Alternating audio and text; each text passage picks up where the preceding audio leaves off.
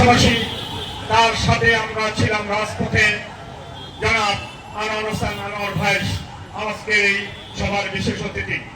আমাদের মাঝে উপস্থিত আছেন জাতীয়তাবাদী শ্রমিক দলের বর্ষিয়ান শ্রমিক নেতা, সাবেক জনতা ব্যাংকের অন্যতম নেতা, আমাদের জাতীয়তাবাদী শ্রমিক দলের সংগ্রামী সাধারণ সম্পাদক জনাব রুস্তম খান নাসিম, উপস্থিত জাতীয় নেতৃবৃন্দ, উপস্থিত আছেন জাতীয়তাবাদী শ্রমিক দলের সংগ্রামী ব্যাংক ফেডারেশনের অন্যতম নেতা আমাদের প্রিয় ভাই শ্রমিক দলের সহসভাপতি জনাব মেহেদী আলী খান, উপস্থিত আজকের এই আমার বিআইডব্লিউটিসির ভাই ও বোনেরা, আসসালামু আলাইকুম। বক্তব্য দেওয়ার বেশি সুযোগ নাই, রোজার দিনে আসলে আমার নিজেরও ভালো লাগে না বক্তব্য, আপনাদের ধৈর্য গতি ছুটাবো না। আমি দুই একটা কথা বলে ছেড়ে দেব। বন্ধুরা আমার, আজকে এই বিআইডব্লিউটিসি এই আলাউদ্দিন স্যারের নেতৃত্বে, সভাপতির নেতৃত্বে শ্রমিক কর্মচারীদের যেসব দাবি দেওয়া ছিল মোটামুটি কিছু কিছু দাবি আদায় হয়েছে আমার মনে হয়, আমি যদি ভুল না করে থাকি। আমি আরেকটি কথা বলতে চাই, এই বিআইডব্লিউটিসি যত কর্মচারী ভাই বোন রয়েছেন, আমরা কিন্তু আপনারা যেখানে থাকেন না কেন, আমরা আপনাদের ভাই, আলাউদ্দিন সাহেবের ভাই, আমরা আমাদের সভাপতির ভাই। আমরা দয়া করে, আপনারা ভোট দিয়েছেন, বাংলাদেশে নির্বাচন হয়েছে, আমরা বিএনপি সরকার গঠন করেছে। আমরা চাই বাংলাদেশের শান্তি ফিরে আসুক, দেশের উন্নয়ন হোক, দেশে হিন্দু বৌদ্ধ খ্রিস্টান উপজাতি রাঙ্গামাটি যারা রয়েছেন সমতলের সকল মানুষ এদেশের বাংলাদেশি, আমরা সকলকে নিয়ে এই দেশকে আমরা গড়ব। এটা হলো আমাদের আজকের শপথ। আজকে আপনি লক্ষ্য করবেন 20 দিন হয়নি সরকার গঠন হয়েছে। আমাদের বিপক্ষে যারা ছিল জামাত, তারা বেহেশতের টিকিট দিয়ে দিছে, ঘরে ঘরে গিয়ে টাকা দিচ্ছে মহিলাদেরকে, ঘরে ঘরে গিয়ে বলছে দাঁড়িপাল্লা ভোট দিলে বেহেশত কনফার্ম, জান্নাতের টিকিট দিয়ে দিচ্ছে। এই ভণ্ডামি করে এই জামাত যা শুরু করেছে, জামাতের সাথে যারা টোকাই আছে, টোকাই যারা মধু ক্যান্টিনে ডাল, পাতলা ডাল দিয়ে ভাত খেতেন, 60 টাকা দেওয়া শাক কিনতে দিনে পড়তেন, আজকে টোকাদের চেহারাই চেঞ্জ হয়ে গেছে।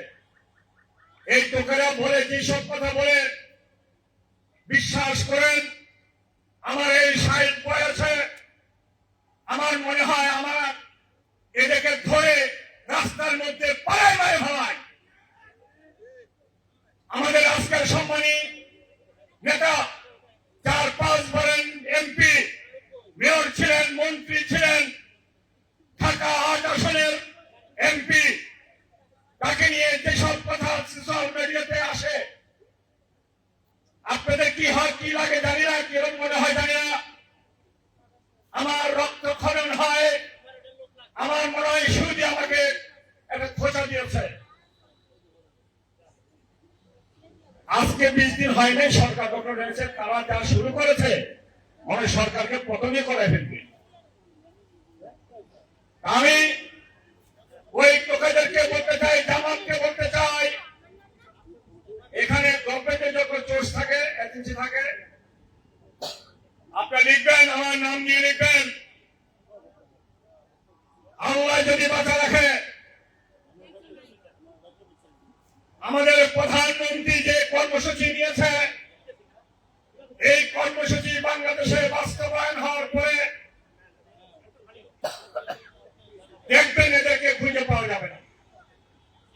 আমরা ইনশাআল্লাহ আমাদের শহীদ রাষ্ট্রপতি জিয়াউর রহমানের আদর্শের ওনার যত ছেলে, বেগম খালেদা জিয়ার পুত্র জনাব তারেক রহমান যেভাবে এগিয়ে আগাচ্ছে, আমার তো মনে হয় ইনশাআল্লাহ মানুষের ভিতরে তার অন্তরে উনি নিয়েছেন। ইনশাআল্লাহ আগামীতে যে কোনো বিপদ আপদে আমরা রাজপথে মোকাবেলা করব।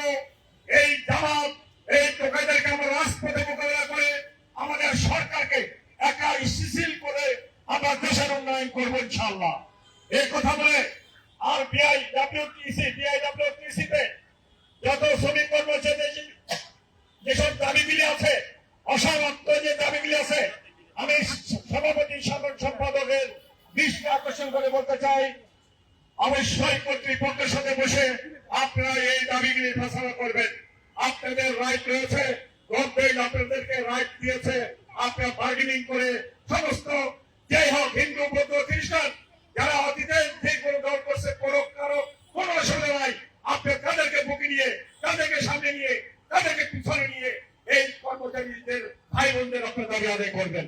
এখানে কাউকে কষ্ট দিবেন না, কাউকে ক্ষতি করবেন না। প্রত্যেকটা মানুষ শ্রমিক কর্মচারী আমার ভাই, শ্রমিক কর্মচারী আমার ভাই, আমার আত্মীয়, আমার কলিগ। তাই আপনাদেরকে বলবো, আমি সকলকে নিয়ে আপনারা কাজ করবেন। এই কথা বলে আমার বক্তব্য শেষ করছি। আল্লাহ হাফেজ। বাংলাদেশ জিন্দাবাদ, জাতীয়তাবাদী শ্রমিক দল জিন্দাবাদ, বিআইডব্লিউটিসি শ্রমিক কর্মচারী ভাইয়েরা সকলে ভালো থাকবেন, সুস্থ থাকবেন। এই কথা বলে আমার বক্তব্য শেষ করছি। আল্লাহ হাফেজ। বাংলাদেশ জিন্দাবাদ, জাতীয়তাবাদী শ্রমিক দল জিন্দাবাদ, আমাদের প্রধানমন্ত্রী জিন্দাবাদ, বেগম খালেদা জিয়া অমর হোক, শহীদ রাষ্ট্রপতি জিয়াউর রহমান অমর হোক, দেশনেত্রী বেগম খালেদা জিয়া অমর হোক, অমর হোক। ধন্যবাদ সবাই।